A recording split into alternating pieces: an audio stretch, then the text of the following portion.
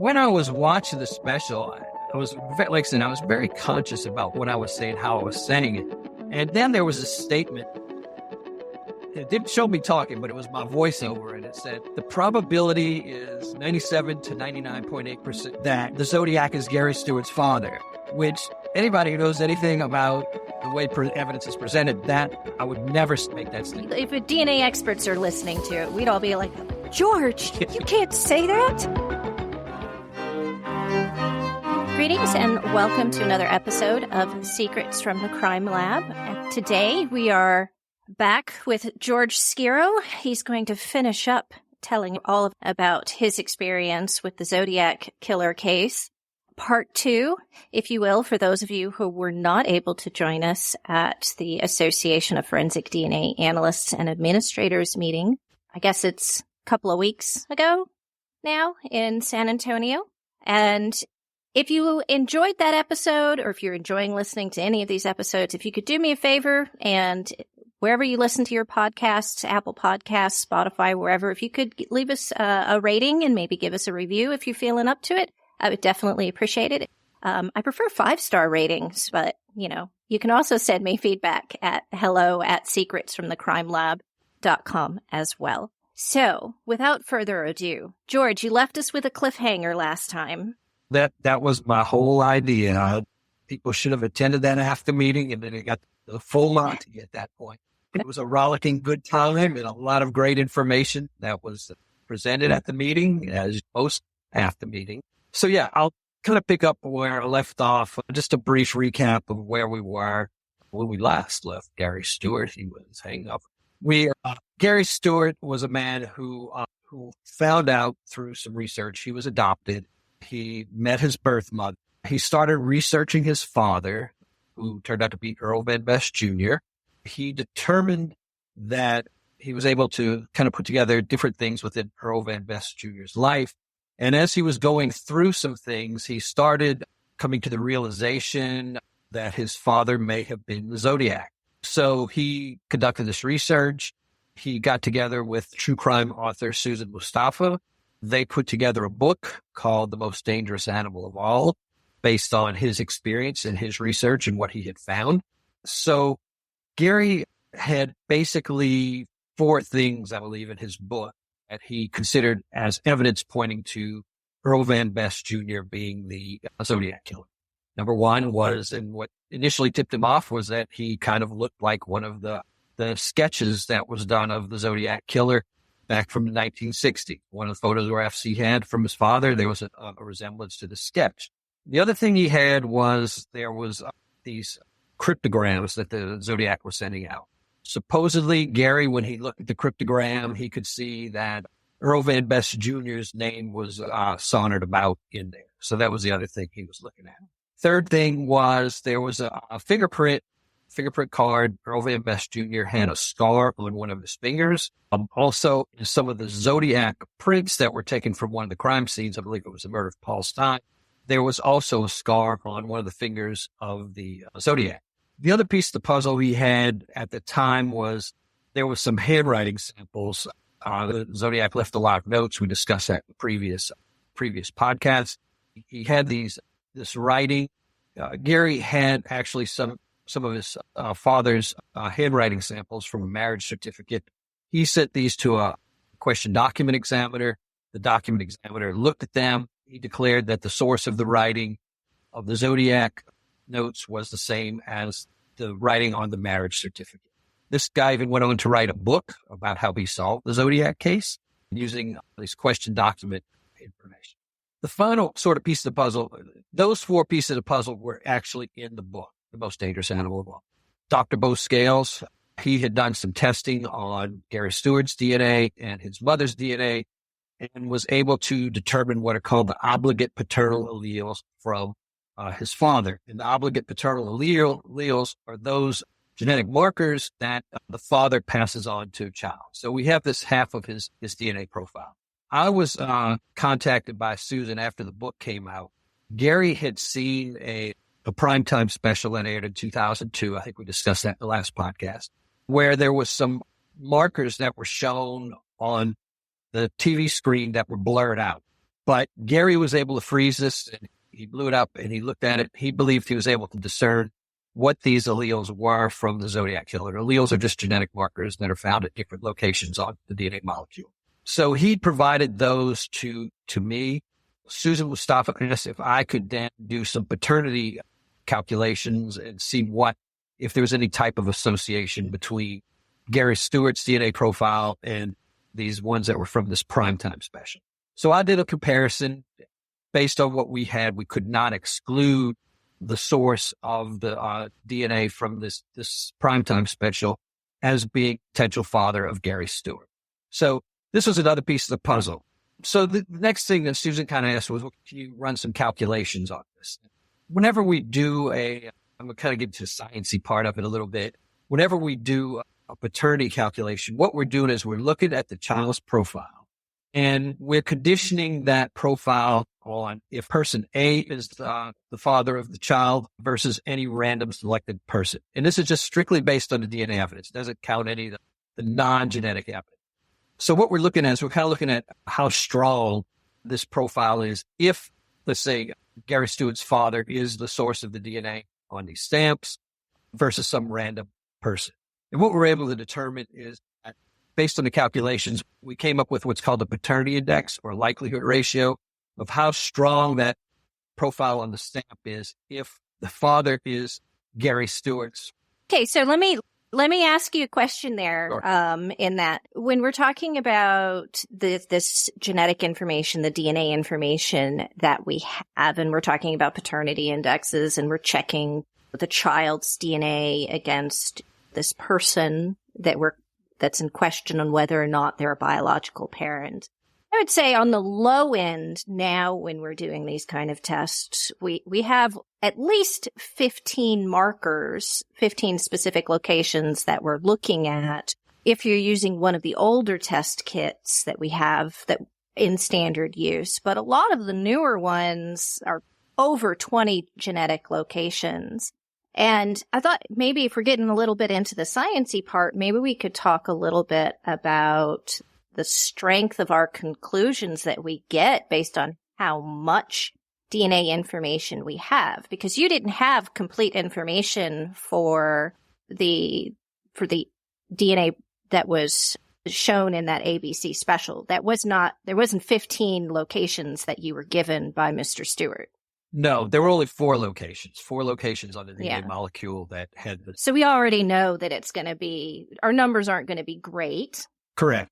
Yes. It have lower paternity index, as well as if we calculate out a probability of paternity based on the genetic information, it's also going to be relatively low. So paternity index is strength of the evidence conditioned on whether this person who potentially could be the Zodiac is Gary's father versus some randomly selected person in the world.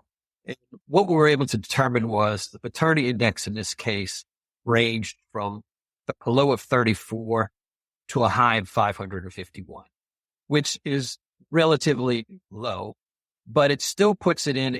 If you calculate the probability of paternity, and this is assuming a 0.5, what we call prior probability, meaning all the non-genetic information is equal, it comes up to a range of 97% probability of paternity up to 99.8% probability of paternity. So we're kind of borderlining on that range where legally, like for instance, in 2014, California and also Mississippi required a minimum paternity index of 100 or a minimum probability of paternity of 99%. In 2014, Louisiana was a minimum of paternity index of 1,000 and also a probability of paternity of 99.9%. So it's putting the numbers that we're getting within the legal area. Saying and in some jurisdictions, because I think that AABB guidelines that govern, like if you were doing stuff for immigration purposes to prove relatedness, they're more stringent than some of the state guidelines would require. They're closer to what you were saying, where it has to be 199.9%, right? So you're it's borderline, but that could be because you don't have a lot of information. It's borderline, and at this point, we cannot exclude the source of the DNA on the stamps as being Gary's father at this point. So these are essentially the 5 pillars, I guess, of Gary's assumption that his father is the Zodiac. So after the book is published, some movie people get interested in the story. This director, whose name is Keith Davidson, he's a documentarian. He was actually an Academy Award nominated a documentarian. He's also won several awards for filmmaking and especially documentaries. He comes along, and just as a side note, currently on Netflix, he actually has a documentary that's out there called 3 Mile Island, about the 3 Mile Island nuclear disaster.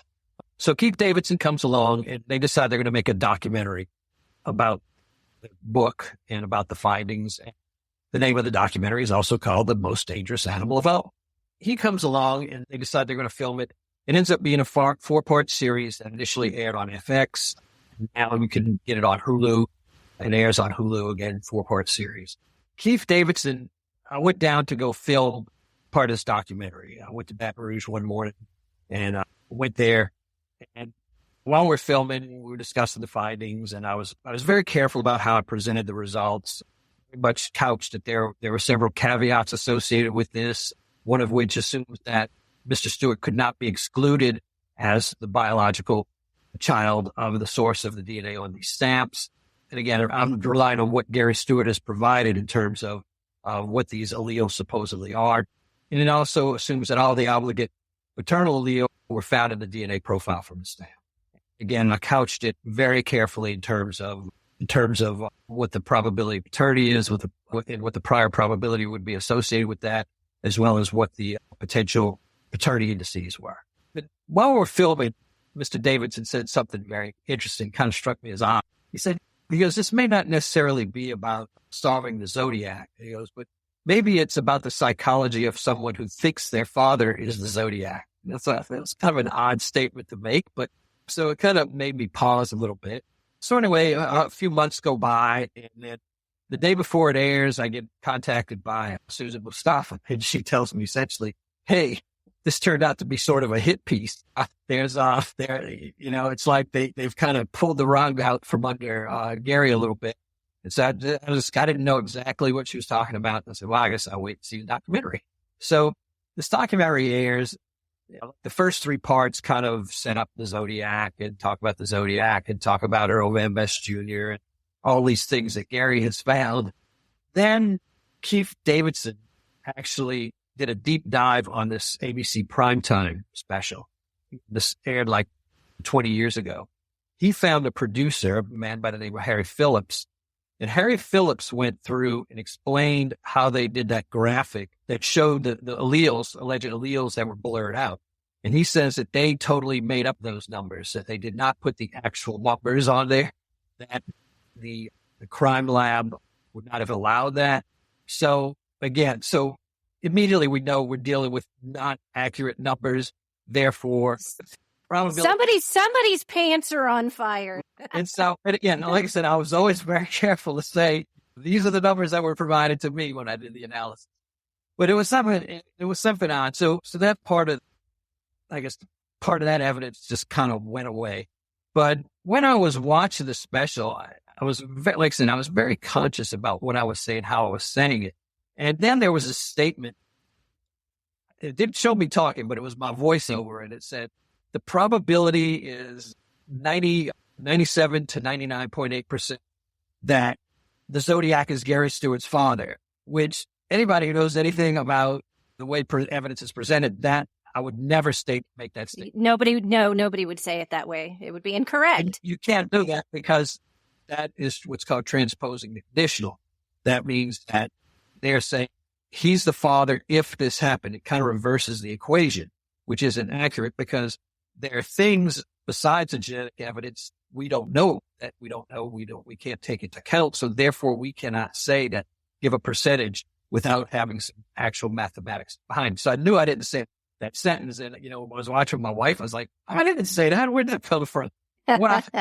There's what's called Frankenbite, where they will take recordings of your voice and they will splice out certain things and splice in certain things and literally create sentences. Mm-hmm. And this is done a lot in reality television.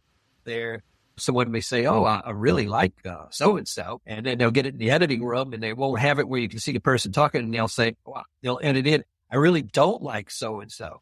So the producers can manipulate this information as they see fit. And part of it I can understand is because of them not understanding the science and us trying to be so careful. And they're trying to get a point across, I guess, as quickly as possible within their time constraints and that sort of thing. But my advice is if you're ever dealing with someone in the media, be careful. Again, once you give them the rights to use your voice, you sign away those rights, they can do pretty much whatever they want. I hope you won't use any Franken bites off me. Stay with us. We'll be right back. Hey there, everyone, and thank you again for listening to an episode of Secrets from the Crime Lab. I wanted to take a moment to ask you for your support, because if you're like me, you're not a fan of ads interrupting your shows. But in order for Secrets from the Crime Lab to remain ad-free, I need your help. So if you would like to support the show, there are 3 different ways that you can help the show right now. First, and perhaps the simplest thing that you can do, is just to share it with your friends. Get the word out. That will help a lot. Share our little science corner of the universe.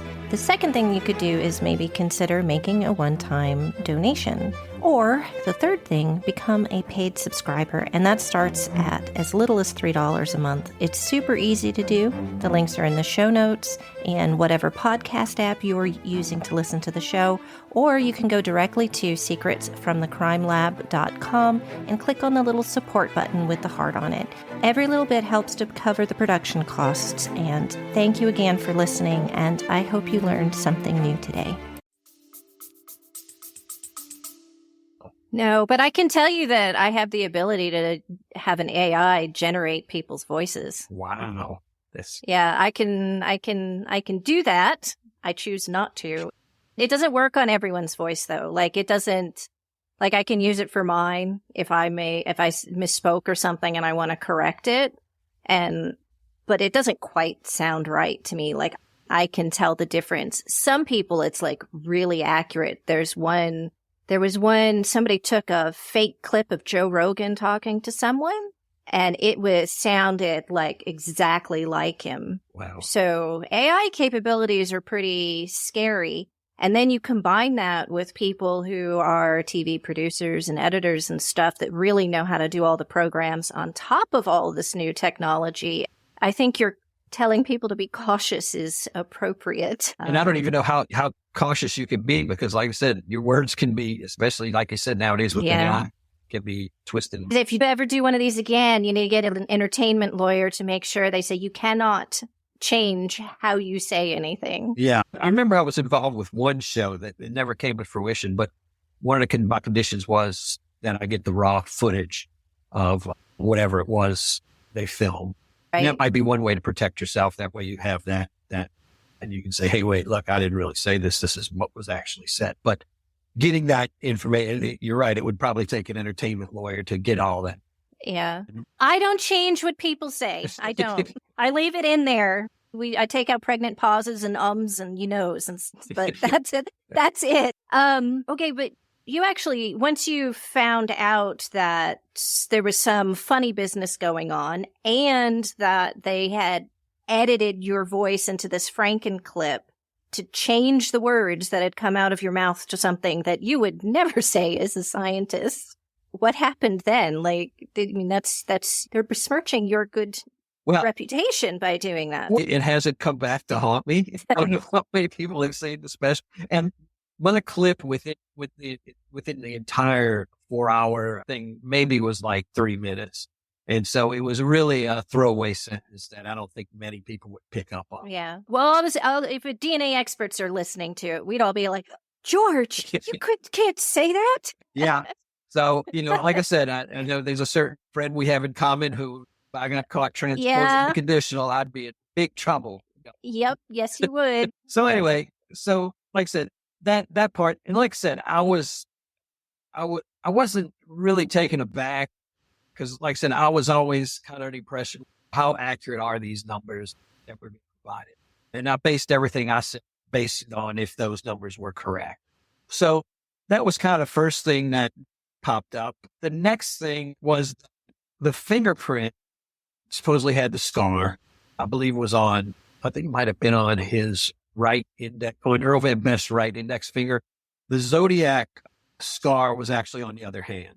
So it couldn't have been the same scar. So that kind of eliminated that piece of the puzzle. The fact that Gary Stewart saw Earl Van Best Jr.'s name in the cryptograms also kind of went by the wayside, because there was an expert who showed you could manipulate those and you could find all kinds of different people, random people's names within that cryptogram. The other piece of the puzzle was the handwriting. In the special, they got another document examiner to examine what the original document examiner had done.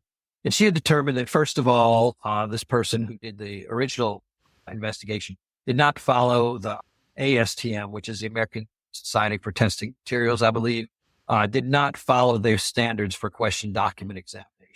He used only one item, one exemplar of Earl Van Best Jr.'s handwriting.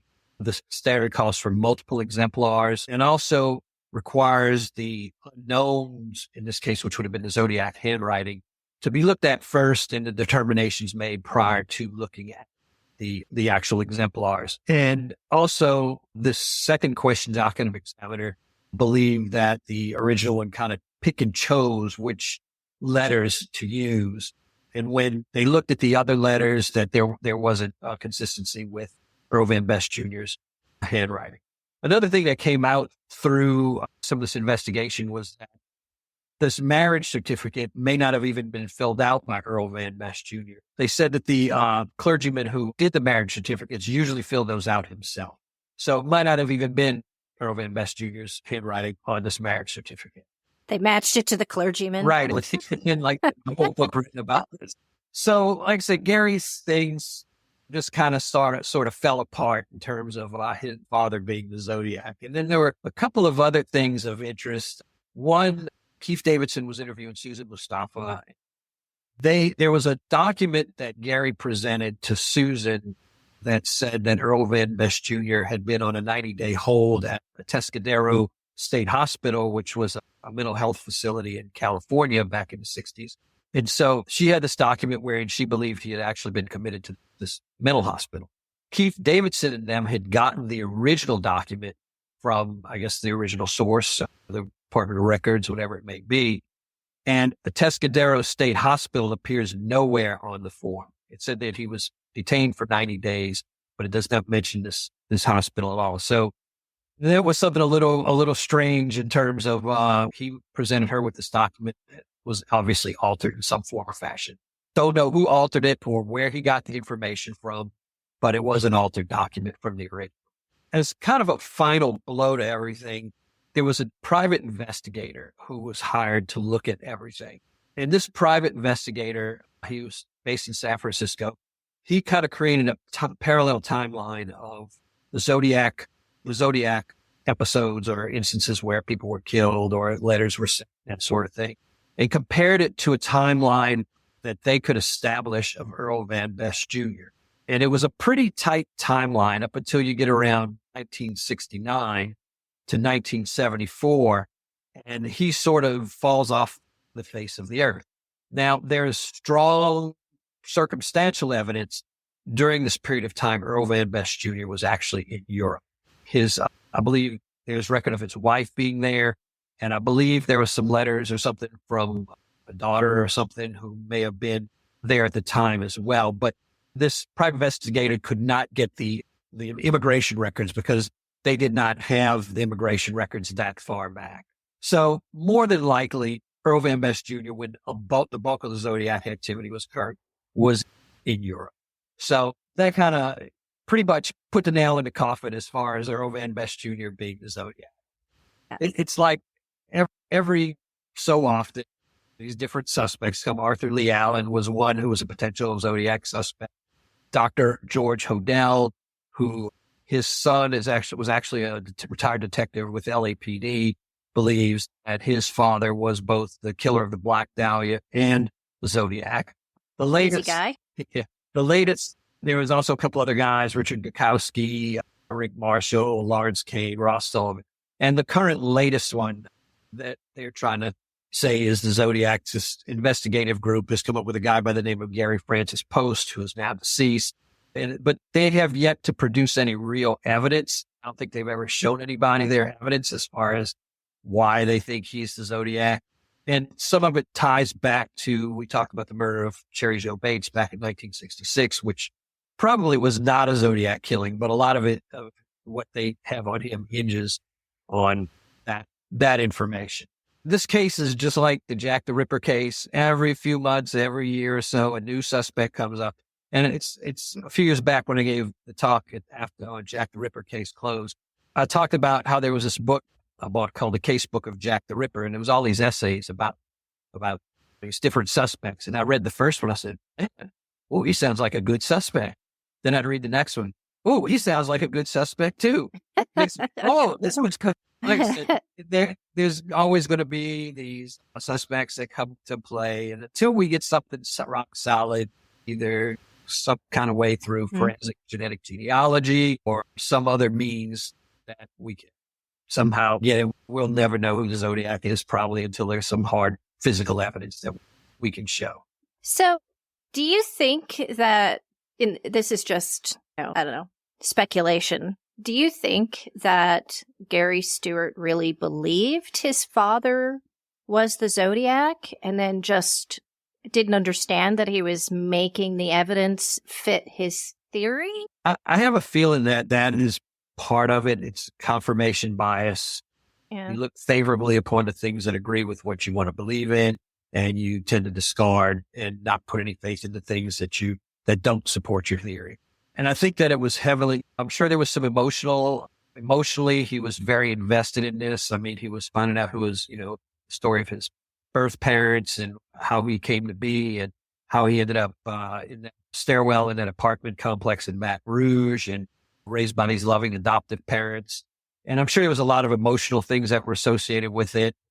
Again, I don't know if it was just confirmation bias on his part or there was some sort of nefarious reason. I can't say.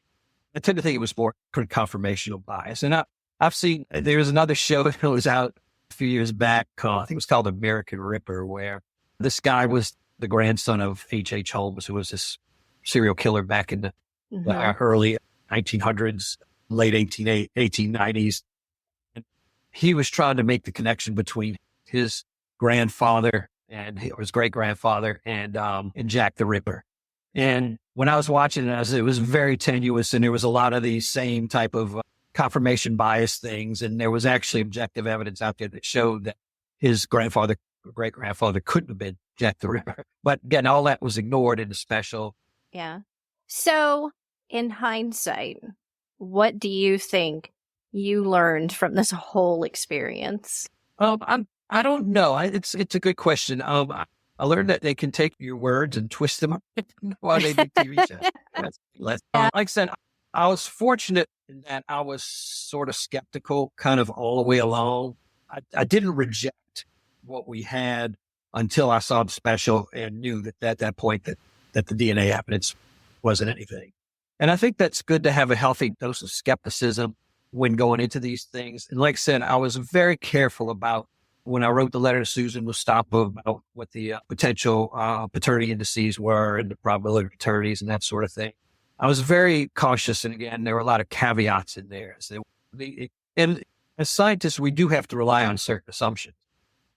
But like I said, I was very careful. And the other things I learned was you'd have to watch the documentary to kind of understand what I'm talking about.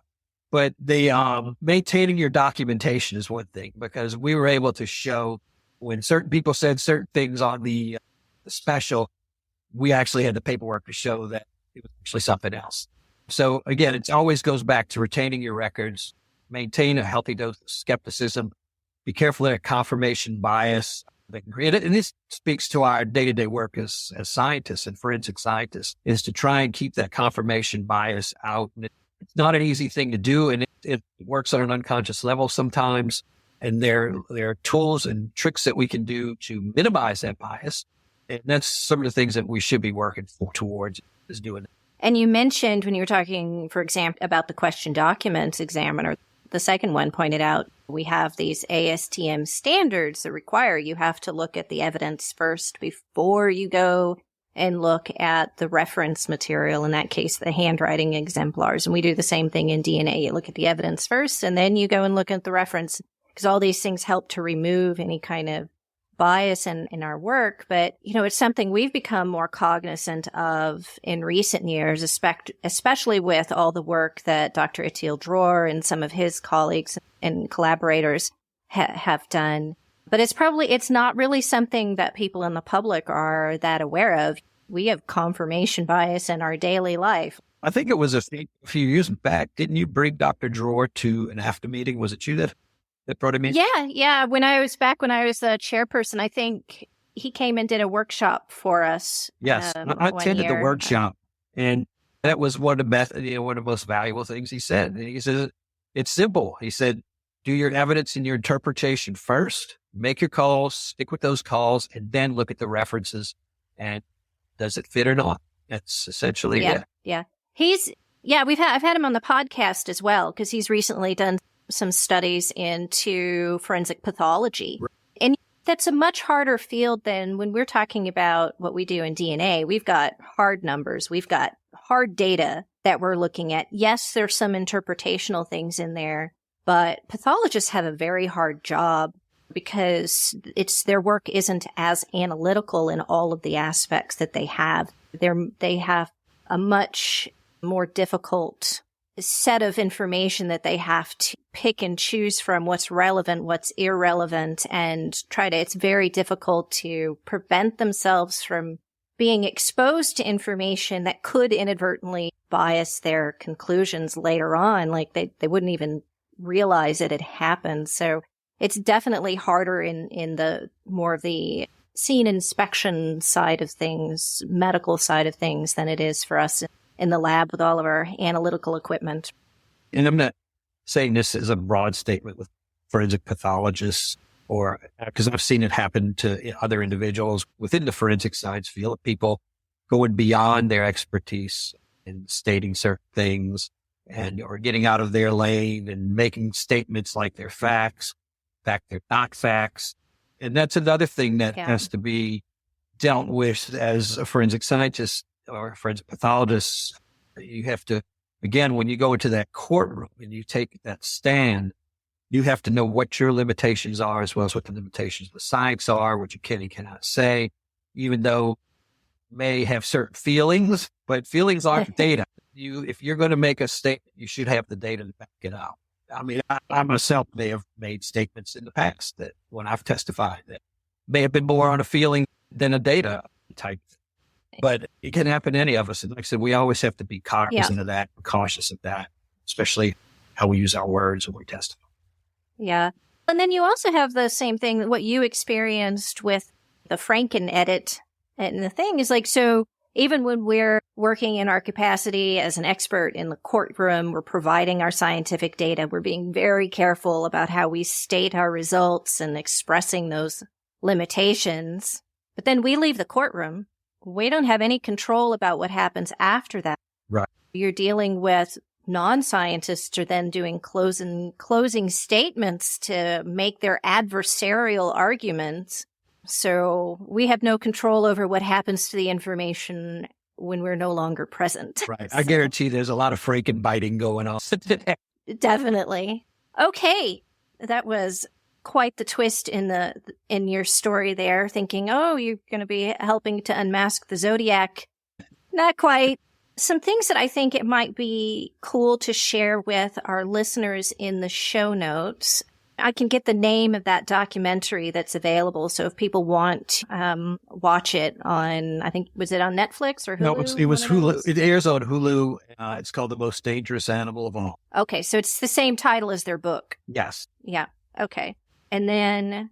Oh, by the way, that ABC Primetime special is actually on YouTube. It can be, is it? Yes. It's ABC Primetime Thursday. Let me see if I can. The date was, I think, like October 17, 2002. Something. But if you search 2002 Primetime, ABC Primetime Zodiac on YouTube, you should be able to find. Okay. So I'll try to find that and have both of those linked in the show notes.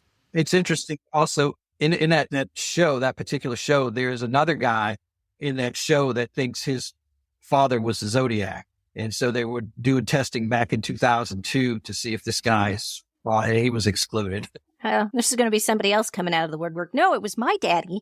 Okay, so I'm going to link those in the show notes once I dig them up. And then, was there anything you wanted to share about the work that you did in the lab? I know you had some, like you said, you had some documentation to support all of the work that you did.